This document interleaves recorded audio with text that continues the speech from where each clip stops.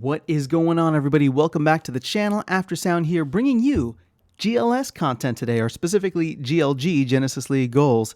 We also stream right here on this channel every Tuesday, Thursday, and Sunday morning, so come by and say hello. Okay, guys, well, Genesis League Goals has had a huge announcement. Pack opening is here, and it is really, really exciting. So we're going to go dive into the post. There's also some information on Discord, which I think everything is here, so we shouldn't have to cover the stuff there. But I have to say, before we even jump into this, I am starting to get really, really hyped.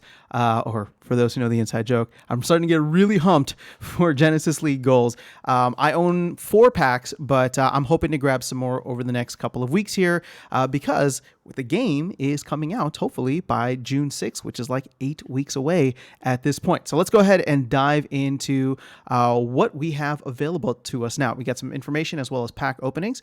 So the pack openings are live. There are a total of 396 different cards that you can get, and that includes all the players and coach cards as shown in this table. So the coach cards, there's 20 of them. The goalie, there's 30 goalies. There's 155 defense players or defensive players. There's 107 midfielders and 84 forwards. Now, similar to let's go back over here. So each pack will consist of 5 cards, and each card will have a 5% chance of being a gold foil. So that's actually pretty good. I don't know that Splinterlands is that high in terms of gold foil, but I don't know. I mean, I'll take it. So additionally, users will be able to purchase and use scout passes to double the chances of receiving gold foil. So these scout passes are going to be very similar to the potions in Splinterlands. They double the amount, and they're selling for about 6 cents or 0.06 GLUSD. You can also buy them with credits. Please note, as of April 6th, scout passes will provide an extra 15% boost, but we're going to cover that because there's a promotional period, and I'm going to get into it in a moment. But before we do that, let's actually dive into the cards themselves. So we now see the final kind of outlook, right? And so let's see, player cards. So there's 4 different players: goalkeeper, GK, DF is defender, MF is midfielder. We're going to have fun with that one. Forwards is FW. Okay, so here I guess is the front of the card. So you'll be able to see a picture of the player. You can see here that this is the combined stars. And keep in mind, there's 2 ways to level up a card, right? You can combine the cards, and then you also need to play with them. So each individual card is going to be tracking like its usage, which is something that I would love for them to implement on the Splinterlands side. And hopefully they're able to do that and backtrack, to as far back as they can. But we're getting this from the get-go in we're getting this from the get-go in Genesis League Goals, and that to me is really, really exciting. So you got the combined stars here, you got the position at the top, number 3 is the player name, and then you got your offensive stats on the left side, your defensive stats on the right side. Now these are in red for offense, blue for defense. I don't know if it's going to be the same color across the board. I would assume that it would be. And then there's something here called the stack number, and I don't know what that is, but I'm guessing it could be similar to the BCX. So maybe there's like 15 cards. Oh, actually, no, sorry. Combined is I guess the combined stars is what will be combined. So I don't know what the stack number is, but we'll find out. We'll find out when we get more details on that. When you're looking at the card, oh, is this the card back? Why does this say card front? Oh, no, this is the card back. Whoops. Okay. So, all right. I wish they had put this at the top. So this looks like the back of the card. Obviously, it doesn't have the player's face on it. So you can see here. I forgot to go back. So the offensive stats are your pass, your shot, your dribble, and then your defensive stats are your interception, your block, and your tackle. And I believe these are all out of 10, but we'll have to double check on that. I don't see anything specifically talking about what the highest that they can get is, but I think to keep it simple, it's probably going to be 10. Okay, so on the card back, what we can see here are the combined stars. Again, you got your stack number at the bottom, but it has the position, player name, level. So this is something new on the back. Your experience, so you have XP. So there will be a level, there will be XP overall. I'm assuming these are going to interplay with one another. Then you have your dynamic stats. Now, this looks to me, the first one here is health. This looks like energy, and then I don't know what this last one is, but I would assume, this little lightning bolt will be energy and is some kind of like ECR based on the card itself. The health, I'm not sure what that's going to look like. I don't know if like there's a chance that a player gets injured. I'm assuming that there would be because that's just what the real sport is, right? So maybe on like every chance, there's like a 0.01% chance that somebody gets injured, or when you do a certain specific thing. So that would, I mean, that would kind of suck, right? But at the same time, it's real, right? When you're playing other types of soccer / football games, something like FIFA, right? You're playing the game and boom, like a player just goes down randomly, right? That's just what the stats are. It's just based on real life in a certain sense. So I don't know what this third option here is. It just says dynamic stats, and I don't. It sounds like we're going to get more information on what these all mean later. Your skills and your equipment. Now, keep in mind, I believe skills and equipment are what we are going to be able to earn from the rewards, right? So these are going to be the reward cards that are given out. I don't know. We don't have much more information on what type of skills, what kind of equipment that will be used, but I am curious to see if those will follow the Soulbound trend that Splinterlands has started with their reward cards that you'll be able to unlock at some point in the future if you want to sell. I kind of hope that they do, just because, you know, I don't want this game to get exploited from the get-go, where people just come in and be like, oh my gosh, like skills and equipment, we're just going to bot a bunch of accounts or bot whatever. So hopefully that doesn't end up being the case. So skills, equipment. Now, the cool thing about equipment too is, and I feel like they've teased this, and if they haven't teased it, then I apologize, because I'm just speculating here, but hopefully it's a fun speculation. Equipment could be really fun, because imagine like they do a partnership where, you know, however long the seasons go, for example, they do a partnership with someone like Nike, right? And all of a sudden you can get like a Nike headband that's available for like 2 months, or for whatever the time frame is. So in game, you're able to start collecting Nike headbands, right? And so I don't know, it's cool stuff like that where they can have so many real world relationships here. And the team wouldn't even necessarily need to like go about doing it. Like let's say this player, Aiden McFadden, actually had some type of endorsement or deal. Well, that could lead, right, to if Splinterlands is positioned in a good way and the game is getting a good following, it could be something where it's just like, okay, well, Splinterlands or somebody could approach and be like, hey, Aiden McFadden already has X, Y, and Z endorsement. We'd love to like partner with you and actually get this in the game that we have for like Aiden McFadden, right? That, I don't know, that stuff like that could be really cool.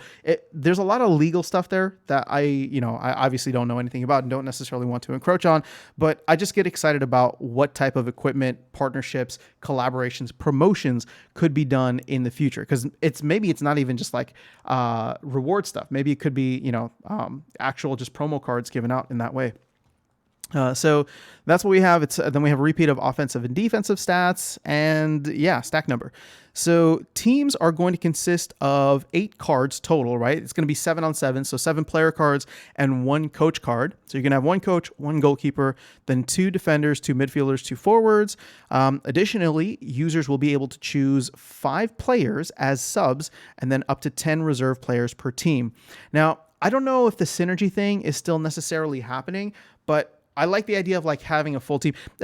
10 reserve players seems a bit much, because this is 7 players plus 12. So this would be 22 players. I guess that's kind of emulating the full game, but I wouldn't be surprised if they're future proofing this for, whenever there's a different game mode at some point that will be like full 11-on-11 versus the 7-on-7 that we're going to get at the get-go. So ultimately, this is kind of exciting. Each team that you have is going to be, filled with a bunch of different players, and the coaches seem like they'll be giving buffs. And it's going to be exciting. So you can actually go in game and look at a lot of the different coach cards right now. I don't think there's any stats necessarily on the coach cards in terms of what the buffs that they can do or cannot do, but I'll do a separate video covering the stats on individual cards as well as the coach cards, because there's some fun ones in there based on people who bought enough packs, or, and there's even some team members in there, which is kind of fun. Okay, last thing, and this is probably one of the most important things in terms of being time sensitive, is the fact that now users have 2 options, right? There's a special promotion going on between now and when the game comes out in roughly 8 weeks. So you can continue to stake packs to earn GLX. Keep in mind, there's a pool that was set aside. I believe it's 20 million GLX that was set aside and has been given out between now and June 6th.